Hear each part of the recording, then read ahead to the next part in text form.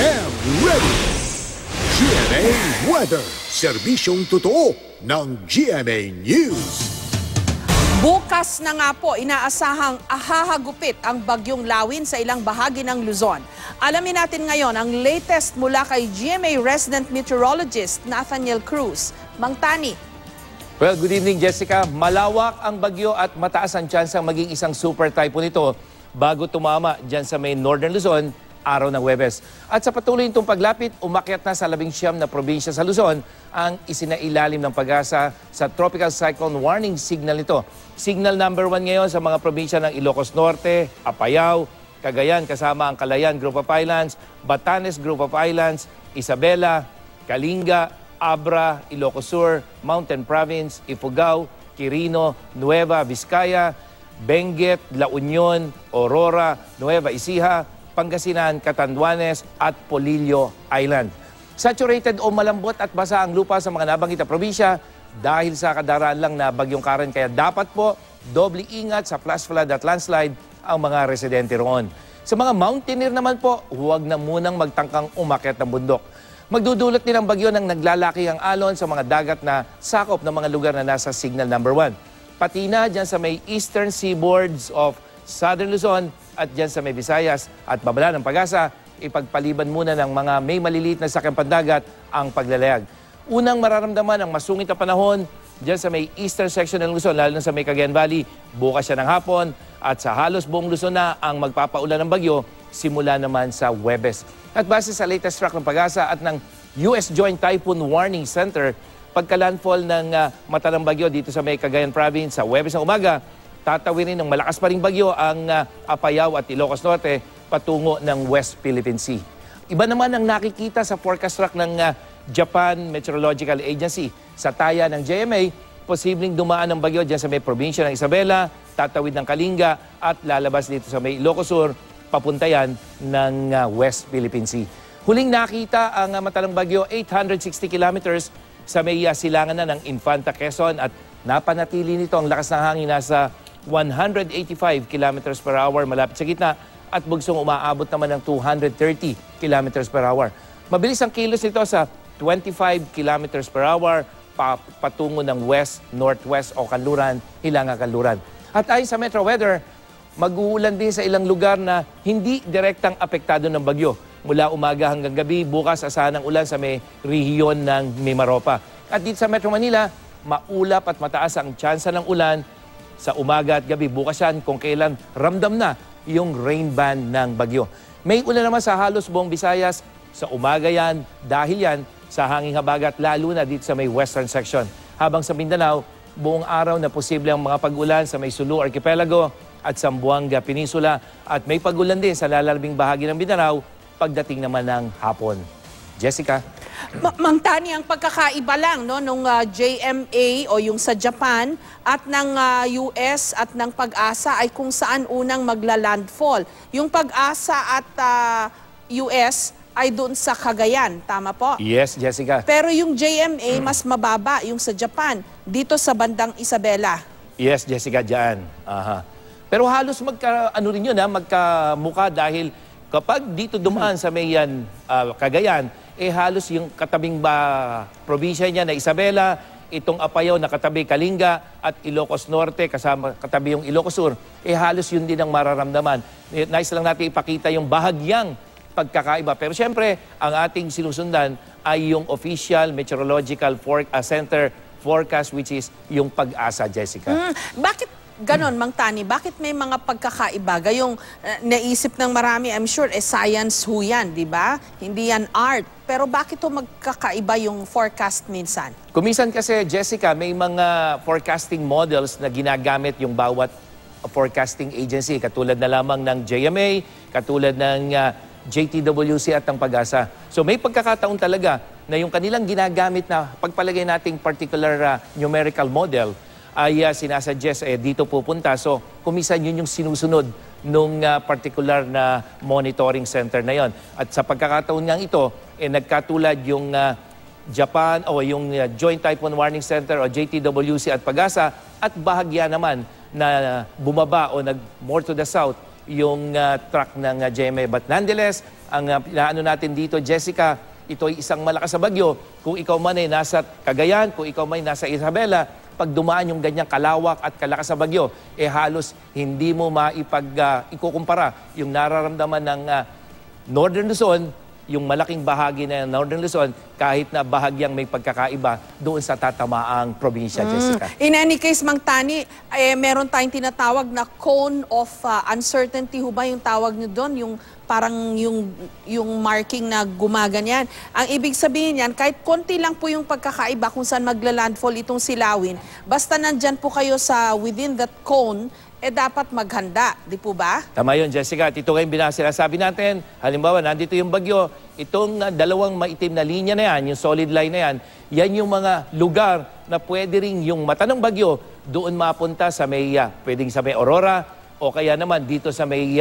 Babuyan o Calayan Group of Islands. So, yan yung lagi nating pinapaalala, hindi dapat na magpakampante yung mga probinsyang hindi natin binabanggit na doon tatama, hindi doon tatama yung sentro ng bagyo. So, habang kayo ay nandito sa may loob ng cone of uncertainty, dapat lagi kayong maging I am ready. Hindi lamang itong mga nandito sa may loob ng cone of uncertainty, Jessica. Kahit yung mga lugar na nasa baba, dahil malawak, malaki yung sirkulasyon ng bagyo, mararamdaman din yan. Ayan, nakikita mo yung hangin na yan, Jessica. Ang hangin na yan, may 100 kilometro ang nasasakop nun. Yung kulay dilaw ay halos kulang-kulang 100 kilometro. So, makikita mo na yung buong Northern Luzon talagang makakaranas ng malakas na hangin kung hindi magbabago yung galaw nito sa pagtama ng sentro ng bagyo dyan sa may Cagayan, Isabela area. At saka Mang Tani, kung dadaanin natin sa proportions, no, yung lawak po ng sirkulasyon ng bagyo, pag itinapat mo yan sa Luzon, halos covered niya ang Northern at Central Luzon. Ibig sabihin, may ulan at baka may hangin din na maramdaman kahit sa Central Luzon, di ba, Mang Tani? Tama yun, Jessica. At yun yung inaano natin, lagi natin inaano lamang, Northern Luzon. Pero yung hangin, hangin at ulan, meron ding mararamdaman. Maging dito sa Southern Luzon, Jessica, Metro Manila, Calabarzon, hanggang dyan sa may Mimaropa, mararamdaman yung pag-ulan, yun nga lamang, yung hangin, hindi na masyadong malakas, pero yung Northern at Central Luzon, ramdam na ramdam nila yung sirkulasyon, yung hangin at ulan na dala-dala nitong bagyong Lawin. Kaya yung mga nasa Central at Southern Luzon, wag ho niyong isipin, ay malayo ho itong silawin, nandun sa Northern Luzon. Kasi yung ulan, di ba, Mang Tani, nag-uulan na nga ho nitong bagyong Karen, tapos pag may ulan pa itong silawin, madadali ho yung inyong ani. So dapat at this stage na nakapaghanda na yung ating mga magsasaka. Tama yan, Jessica. At kung titingnan mo nga yung rainfall forecast nitong bagyong yan yung malakas na ulan, yung kulay pink na yon at pula. At makikita mo, habang una yan, halos tatakip yan sa Northern Luzon at maya-maya kasama na rin yung Central Luzon. So hindi na kailangan ng malakas na ulan doon sa mga dinaan ng probinsya ni Karen para magpabaha, dahil hanggang ngayon, nakikita natin may mga baha pa dyan sa Pangasinan, dyan sa may Zambales, ilang bahagi ng Pampanga. So, konting ulan lamang na idudulot nitong Lawin, sapat na para muling tumaas yung tubig o kung hindi man, magtagal yung baha. At pangalawa, Jessica, yung landslide. Doon sa mga lugar, lalo na sa may Cordillera, na halos yung iba hindi nakaranas ng landslide, pero yung lupa ron basa at lumambot na. Kaya konting ulan lamang, that could trigger another landslide incident.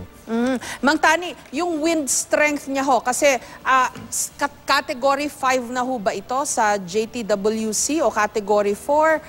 Category 4, Jessica. Okay. Malakas pa rin ho, no? Nag-gain ho ba siya ng strength? Lumakas ho ba? Sa ngayon, hindi, Jessica, pero nakikita natin at maging ang JTWC at GMA, bukas kasi nagkakaroon ng parang merong tinatawag na eye wall replacement. Ibig sabihin nun, ito'y bagong terminolohiya, yung mata niya nagpapalit. So pag nagpalit siya ng mata, bahagyang humihina. At pag nakabawi uli ng lakas yan, ito yung inaasahan nila. Bukas, bago mag-landfall, talagang inaasahan nila na lalo pa itong lalakas. At bago mag-landfall, mahigit kulang-kulang, siguro mga 200 kilometers per hour yung kanyang center wind. Kaya kahit ito po hindi umabot sa super typhoon category, Jessica, isang napakalakas na bagyo to, lalong-lalo na kung tatama dito sa kalupaan. Yung 185, malakas pa rin ho yan. Kasi baka nasanay na ho tayo na higit 200 yung wind strength ng mga bagyong dumadaan sa atin. Baka yung 185 ho, malakas pa rin ho yun. Yun yung dati nating signal number 3. Di ba, Mang Tani? Yes, Jessica. At yung bagyong Ferdy, na tumama dyan sa Batanes na talagang pumilay dyan sa mga kabahayan sa Zambales at sumira, hindi yan umabot ng 185. So lalo na ngayon, ito na inaasahan natin at malaki sirkulasyon, kaya napakadelikadong bagyo nitong binabantayan natin, Jessica. Mang Tani, yung mga mountaineer, wag munang mamumundok kahit pa sa Mindoro. Kasi sa Mindoro, mahilig din na puntahan niya ng mga mountaineer, yung mga Mount Halcon. Baka isipin nila, malayo naman yung bagyo. Hindi muna dapat, di po ba? Tama yan, Jessica. At yung kasing hanging habagat, meron pa tayong hanging habagat, Jessica.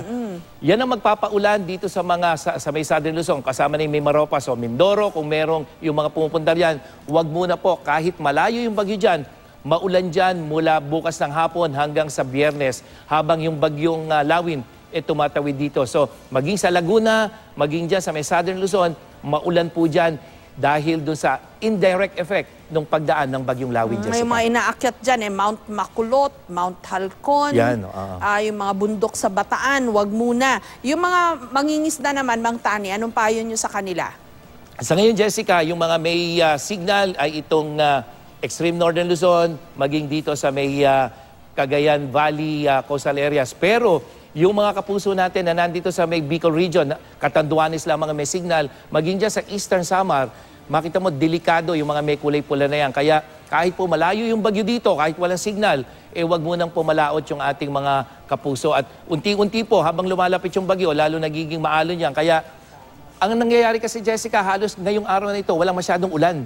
Kaya kaya yung mga tao, medyo baka nagdadalawang isip, nasan yung malakas sa bagyong sinasabi nila, wala namang kaulan-ulan. So magsisimula nilang maramdaman yan kahit na walang ulan, yung hangin yan, at mamayang bukas ng gabi o hapon pa lamang, may mga pag-ulan na yan. Kaya yung mga mangingisda po talagang huwag muna po kayong pumalaot kahit na may araw bukas dahil parating na po at kitang-kita naman, Jessica, dyan sa satellite imagery, dyan sa Doppler radar, yung kaulapan at yung bagyong malakas na magdadala ng matitinding pag-ulan at ng malakas na hangin dyan sa may northern at central Luzon. Pero yung western seaboard natin, Mang Tani, okay ho ba mangisda dyan? Dyan sa may West Philippine Sea. Sa may eastern portion ng ating bansa, yung mga nakaharap sa Pacific Ocean, yon hindi talaga pwede. Yung mga nakaharap po sa West Philippine Sea, pwede po ba silang mangisda? Sa ngayon, Jessica, pwede pa dahil yung Karen na nung nagpalakas ng habagat,